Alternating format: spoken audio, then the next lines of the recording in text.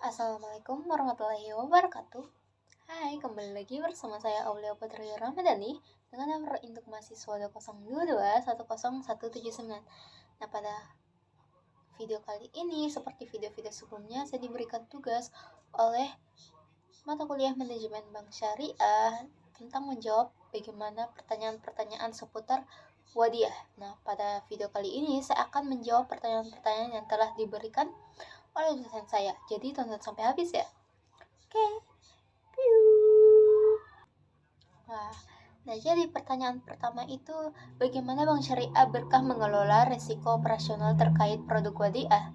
Nah, jawabannya berikut adalah beberapa cara bagaimana Bank Syariah Berkah dapat mengelola resiko operasional terkait produk wadiah. Yang pertama itu proses dan kebijakan yang jelas. Bank perlu memiliki standar operasional prosedur atau SOP yang jelas dan terdokumentasi untuk setiap proses yang terkait dengan produk wadiah serta mengembangkan kebijakan manajemen risiko yang spesifik untuk produk wadiah, mencakup identifikasi, penilaian, pemantauan, dan mitigasi risiko operasional. Nah, yang kedua yaitu peningkatan kualitas SDM.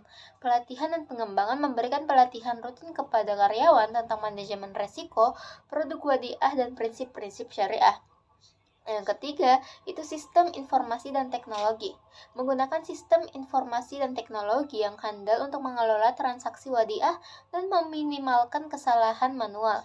Nah, yang keempat, itu pengawasan internal dan audit. Melakukan audit internal secara berkala untuk menilai efektivitas pengendalian dan kepatuhan terhadap prosedur. Nah, soal nomor 2 itu apakah bank memiliki strategi khusus untuk mengatasi risiko likuiditas yang terkait dengan produk wadiah? Nah, jawabannya tentu saja iya. Bank biasanya memiliki beberapa strategi khusus untuk mengatasi resiko likuiditas yang terkait dengan produk wadiah. Nah, ini adalah beberapa strategisnya. Yang pertama itu pengelolaan kas yang efisien, yang kedua itu diversifikasi sumber dana, yang ketiga itu memonitor arus kas, yang keempat menggunakan fasilitas likuiditas dari bank sentral, yang kelima penetapan batas minimum likuiditas. Nah, soal yang ketiga itu bagaimana bank memastikan bahwa penggunaan dana wadiah sesuai dengan prinsip syariah yang berlaku. Nah, bank memastikan bahwa penggunaan dana wadiah sesuai dengan prinsip syariah yang berlaku melalui beberapa langkah. Yang pertama itu komite pengawasan syariah, yang kedua audit syariah, yang ketiga penetapan dana pada instrumen syariah, yang keempat kepatuhan terhadap fatwa dan regulasi, yang kelima transparansi dan pelaporan, yang keenam itu pelatihan dan pendidikan, yang ketujuh prosedur operasional standar atau SOP syariah. Nah, soal nomor 4 yaitu bagaimana tingkat kepuasan nasabah terhadap produk dan layanan wadiah yang ditawarkan.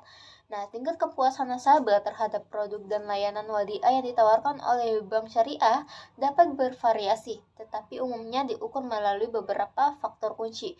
Yang pertama itu kesesuaian dengan prinsip syariah, yang kedua keamanan dan keandalan, yang ketiga transparansi dan pelaporan, empat kualitas layanan pelanggan, yang kelima fasilitas dan kemudahan akses, dan yang keenam tingkat bagi hasil atau imbalan. Soal yang kelima atau soal yang terakhir yaitu apakah ada inovasi produk wadiah yang sedang dipertimbangkan oleh Bank Syariah Berkah untuk memenuhi kebutuhan nasabah dengan lebih baik.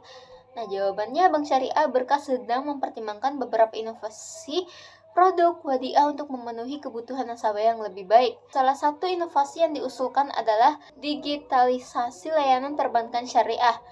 Dengan memanfaatkan teknologi digital, Bank Syariah Berkah dapat meningkatkan aksesibilitas dan keamanan bagi nasabah dalam mengelola dana mereka. Langkah ini mencakup pengembangan aplikasi perbankan digital yang memungkinkan transaksi dilakukan secara online tanpa harus datang ke kantor cabang. Selain itu, Bank Syariah juga berencana untuk memperkenalkan produk tabungan berbasis komunitas. Produk ini dirancang untuk memperkuat hubungan sosial dan ekonomi di antara nasabah dengan fitur-fitur seperti tabungan kelompok atau komunikasi yang memfasilitasi tujuan bersama seperti tabungan kurban atau tabungan untuk kegiatan amal lainnya.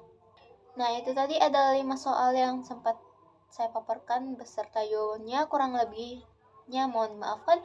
Wabillahi taufiq wal hidayah. Wassalamualaikum warahmatullahi wabarakatuh. Bye bye.